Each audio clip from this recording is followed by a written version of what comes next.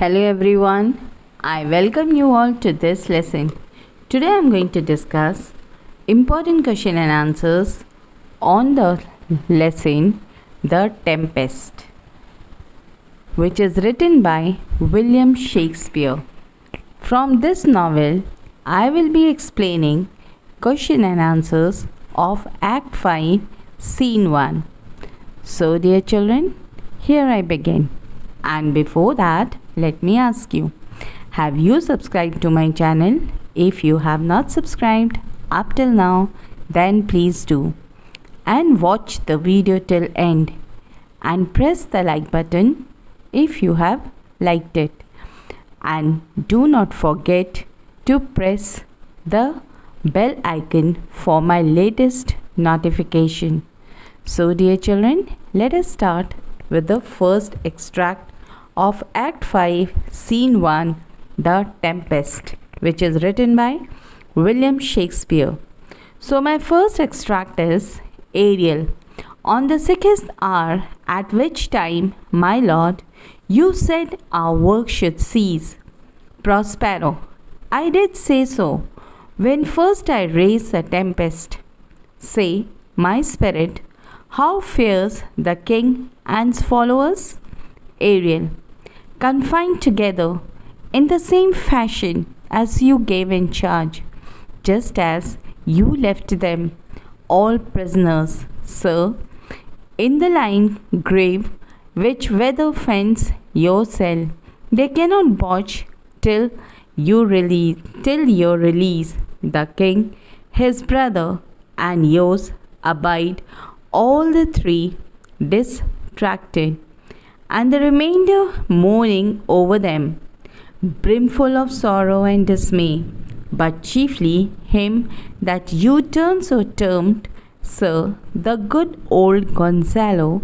His tears run down his beard like winter's drops from eaves of reeds. So my first question on this extract is, what does Prospero say so? When he first raised the tempest? And the answer to this question is, when Prospero raised the tempest for the first time, he said that his plan will be completed till 6 o'clock. Question number 2. Where are the king and his followers? What does Ariel say about them? And the answer is, the king and his followers are huddled together at one place, confined to the grove of pine trees, to shield themselves against lime trees, to shield themselves against the bad weather. Ariel says that they can't move until Prospero releases them. Question number 3. Describe the condition of confinement of Gonzalo in confinement. And the answer is, Gonzalo is unhappy and saddest among all the members. He is in the state of mourning, with tears rolling down from his beards. Question number 4. Give any 2 character traits of Gonzalo. And the answer is, the 2 character traits of Gonzalo are, number 1, an honest and trusted advisor to King Alonso of Naples. Number 2, he has a good heart and an optimistic outlook and is described as noble. For example, when Prospero and his daughter Miranda were set adrift at sea, Gonzalo took pity on them, supplying them not only with the food and water necessary to survive, but also with those things that make life easier. Question number 5. How does the extract show itself as a piece of good descriptive poetry? Give any 2 examples of the heightened language. And the answer is, the imagery of the scene takes dramatic turn in this act. There is no thunder and lightning and violent waves, what we have now is a rainbow through the presence of iris in the mosque. The serenity symbolizes the peace that occurs between the various characters after a restless existence. At the beginning of the play, the storm had been a symbol of betrayal, revenge, and inordinate greed. The rainbow symbolizes union, mirth, and bliss. Ferdinand realizes that the sea is merciful. The rainbow is also a symbol of re-establishment of the moral order in the world, where Prospero regains his dukedom and Caliban his native land. At the beginning of the native island. Two examples of the heightened languages are number 1, dismay, concern and dismiss, distress, eaves, the projecting portion of the roofs. Question number 6. Give the meanings of the following words as they are used in the context of the passage. Dismay and eaves. Dismay means pathetic condition, that is the concern and distress, and eaves means the projecting portion of roofs. Question number. Now children, let us move towards extract number 2. And the extract is, though with their high wrongs I am struck to the quick, yet with my nobler reason gains my fury. Do I take part? The rarer action in the virtue than in vengeance, they being penitent. The sole drift of my purpose doth extend, not a frown further. Go, release them, Ariel. My charms I'll break, their senses I'll restore, and they shall be themselves. So my first question of extract number 2 is, why does Prospero have more feelings for his wrongdoers than Ariel?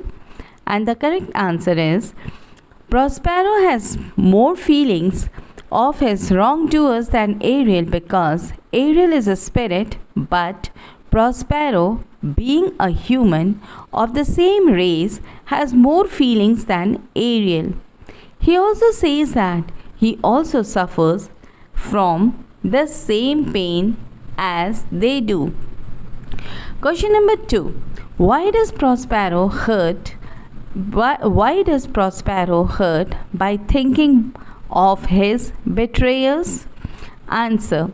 Prospero is hurt by thinking of his betrayers because he feels pity for them, as they are of their own race.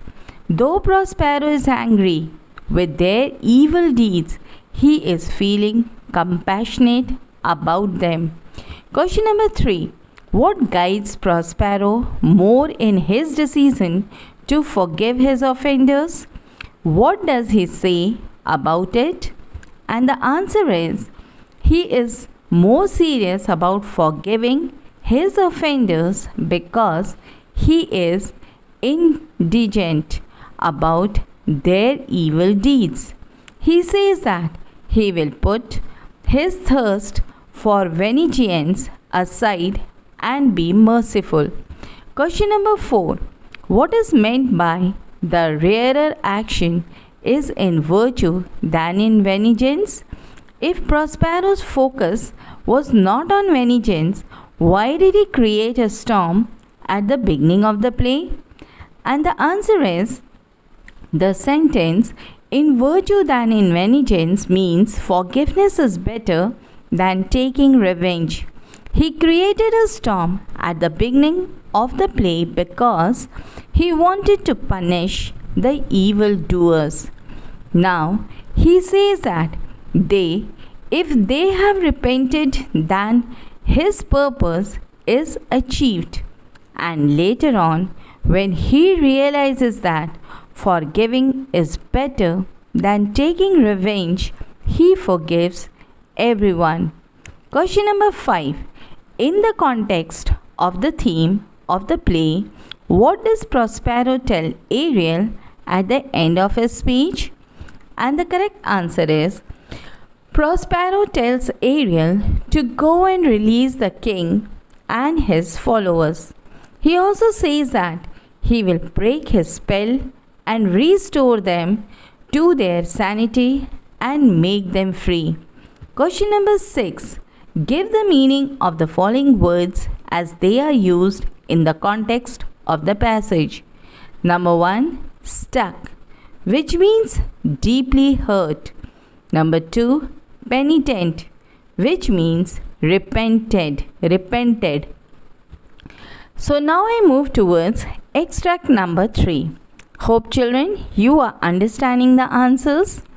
So in extract number 3, Ariel, I'll fetch them, sir. Exit. Prospero, ye elves of hills, brooks, stunning lakes and groves, and ye that on the sands with the printless foot do chase the ebbing Neptune, and do fly him when he comes back, you demi-puppets, that by moonshine do the green ringlets make where the owl not bites, and you whose pastime is to make midnight mushrooms that rejoice to hear the Solomon curfew, by whose aid, weak masters though ye be, I have bedimmed the noontide, called forth the mutinous winds, and betwixt the green sea and the azure vault set soaring war. So my first question on extract number 3 is question number 1. Whom will Ariel fetch? Why? And the correct answer is Ariel will fetch the king and his followers because Prospero orders him to go and release them as Prospero is sympathetic and compassionate towards them. Question number 2. Before Prospero gives up his magic art, he invokes nature spirits. Which nature spirits did he invoke in the extract? How does he describe the natural phenomenon of rising and ebbing of the sea? And the correct answer is before Prospero gives up his magic art, he invokes elves. He says that these elves have chased ocean waves as they draw down the shore, and when these waves come back, they ran away. This is how Prospero has described the natural phenomenon of the rising and ebbing of the sea. Question number 3. Who is Neptune? Why is he referred to in the extract? And the correct answer is Neptune is the god of the sea. He is referred to in the extract because Prospero talks about the elves who have chased the sea or the ocean waves. Question number 4. Who are demi-puppets? What is said about them in the extract? And the correct answer is demi-puppets are the small or tiny creatures who lived in hills, streams, and lakes. It is said about them that they change the ocean waves, and when these waves come back, they ran away.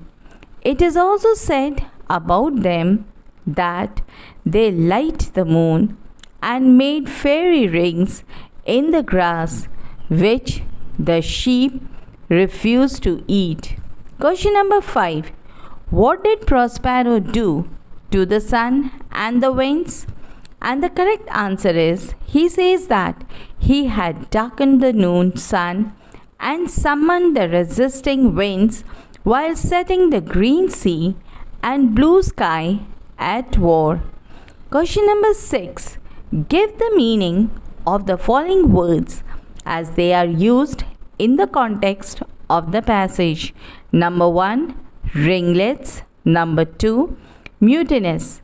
And the correct answer is ringlets means circle, mutinous means the storm. Now children, I move towards extract number 4. And the lines are, set roaring war to the dread rattling thunder, have I given fire and drifted Jave's stout oak with his bolt, the strong-based promontory have I made shake, and by the spurs plucked up the pine and cedar. Graves at my command have walked their sleepers, opened and led them forth by so potent art. But this rough magic I here absorb, and when I have required some heavenly music, which even now I do, to work mine end upon their senses, that this airy charm is for, I'll break my staff, bury it, certain phantoms in the earth, and deeper than did ever plummet sound, I'll drown my books. And the question number 1 on extract number 4 is, Prospero speaks eloquently about the magic art in the extract. What does he say about the thunder and lightning? And the correct answer is, Prospero says that with the help of thunder and lightning, he had burnt Jupiter's oak.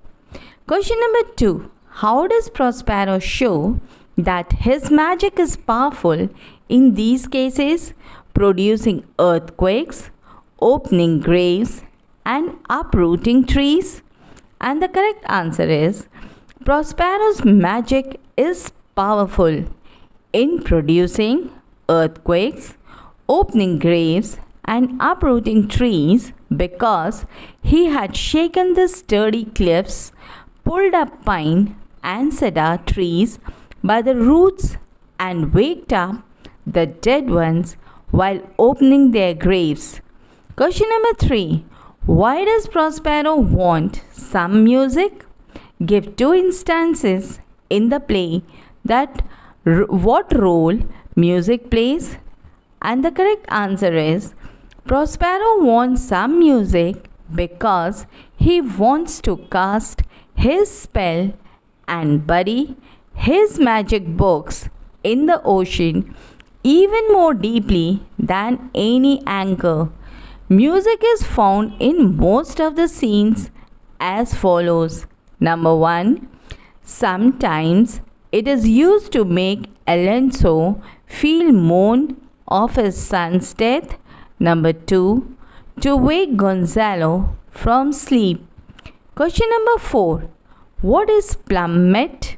Why is it referred to in the extract? And the correct answer is, plummet is weighted line used for measuring the depth of an ocean.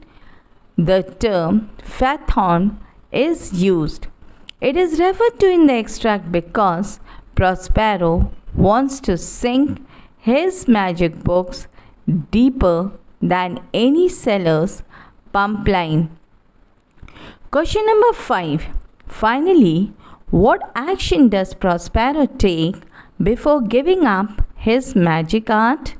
And the correct answer is, Prospero wants to withdraw his magical spell and break his wand while burying his magical books in the ocean more deeply than any anchor. Question number 6. Give the meaning of the following words as they are used in the context of the passage. Number 1, absurd. Number 2, phantoms. And the correct answer is, absurd means to give up, and fathom means 6 feet in measuring the depth of the ocean. The term fathom is used. So dear children, in this part 1 of important question and answers, I have taken 4 extracts. In my coming videos, I'll be doing another 4 extracts. I hope This video will be beneficial for you in understanding Act 5, Scene 1. Come out with flying colors. Hope this video will be beneficial for you in your studies. Thank you.